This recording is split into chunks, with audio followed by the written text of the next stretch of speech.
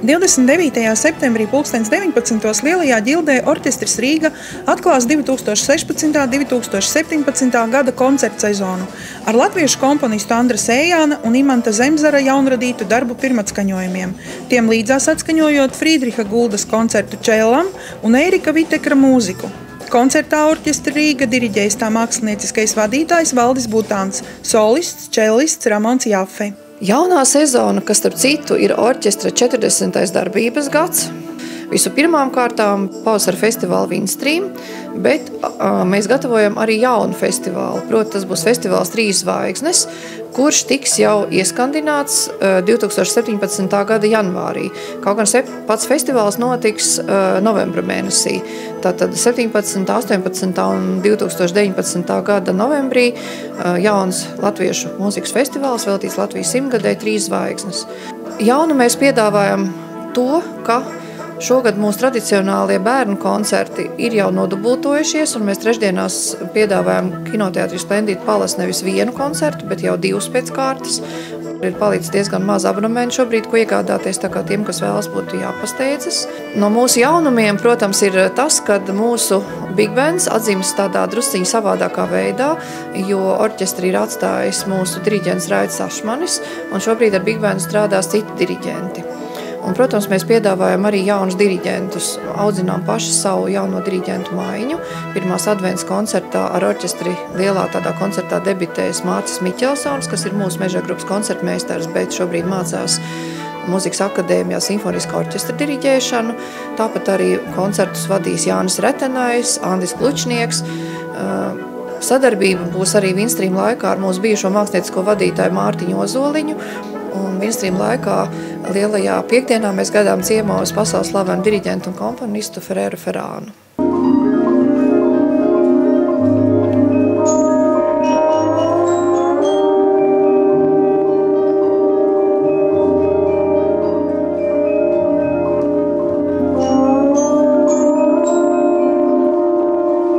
Šīs sezonas atklāšana ir tāda man personīgi arī ļoti īpaša, jo šis ir mans otrais gads, otrā sezona galvenā diriģenta un mākslinieckā vadītāja statusā. Un, protams, pirmais gads bija tāds iesākuma, iešulpošanās un apzināšanas gads. Un šī sezona jau ir tāda jau ar skaidru tādu redzējumu un skaidru vīziju, kā lietas strādā un ko šis orķestris ir spējīgs pa īstam.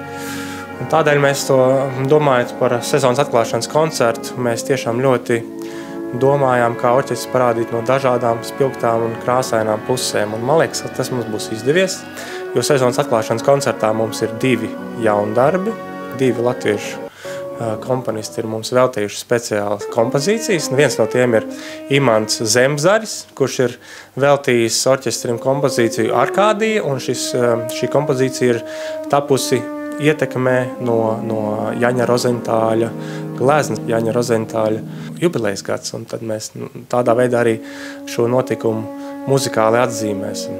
Otrs jaundarbs, ko mēs koncertā dzirdēsim, tas būs tāds koncerta ievada skaņdarbs, tas būs Andra Sējāna Karavāna.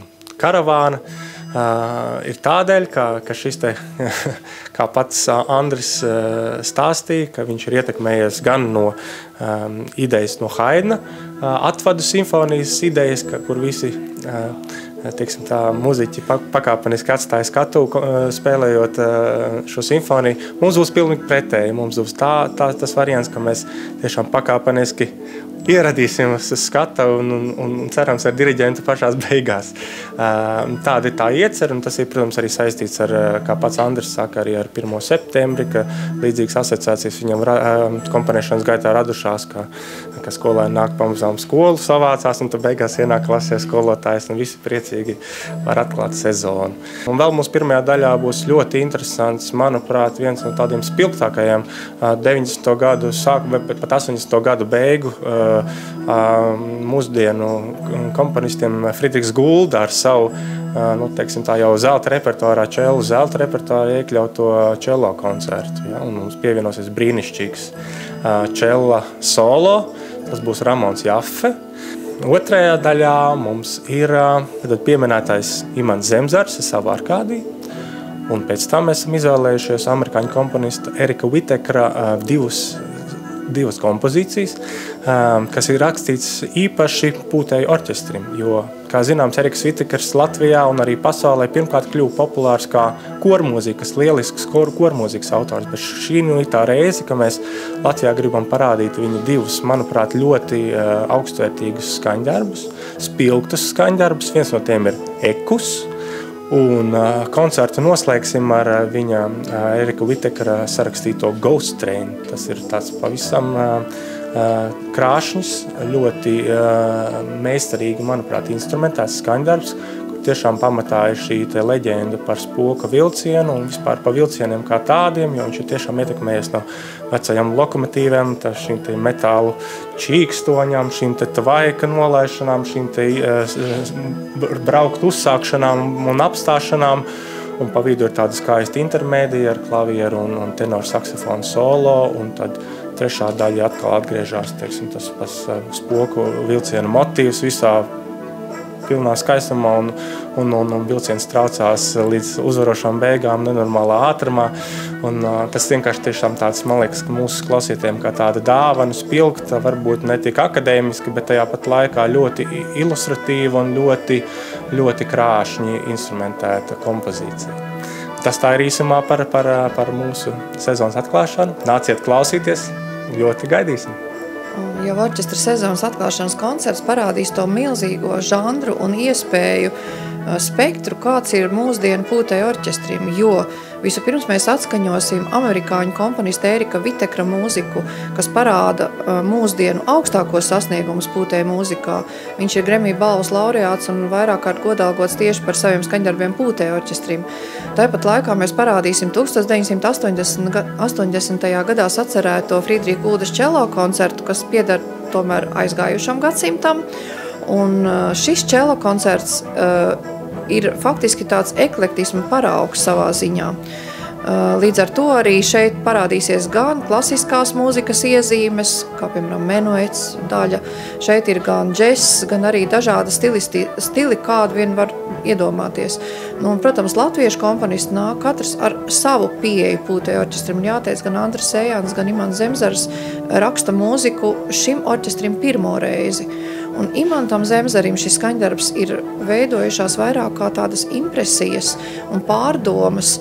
Nevelti viņš ir cēlies no gleznotāja ģimenes, viņa vecāki ir bijuši gleznotāji, līdz ar to rozentāla krāsas ir uzrunājušas viņu veidot ārkārtīgi tādu intīmu un varbūt pat pastorālu skanējumu pūtējiem, kas ir ļoti netradicionāli. Savukārt Andris Ejans, jaunās paaudzes mūziķis, savulaik arī grupas Kosmos dalībnieks, savā skaņdarbā pieiet ārkārtīgi atraktīvi, jo Kosmos tā bija, protams, neapšaubām populārās mūzikas grupa, tas ir šovbiznes, un līdz ar to arī viņa darbs ir saistīts jau ar kaut kādiem šova un performances elementiem. Un līdz ar to arī sezonas atklāšanas koncerts būtībā iezīmēs visu to, ko mēs darīsim sezonas laikā. Mums būs gan džeza koncerti veltīti Ellai Fitzgeraldai, mēs spēlēsim arī klasisko mūziku, mums būs skaisti solisti, un viss tas apkopots ir šai sezonas atklāšanas koncertā 29. septembrī Lielajā ģildē. Biļetes uz Orķestra Rīga koncertiem iespējams iegādāties visās biļešu paradīzes kasēs un vietnē www.biļešuparadīze.lv.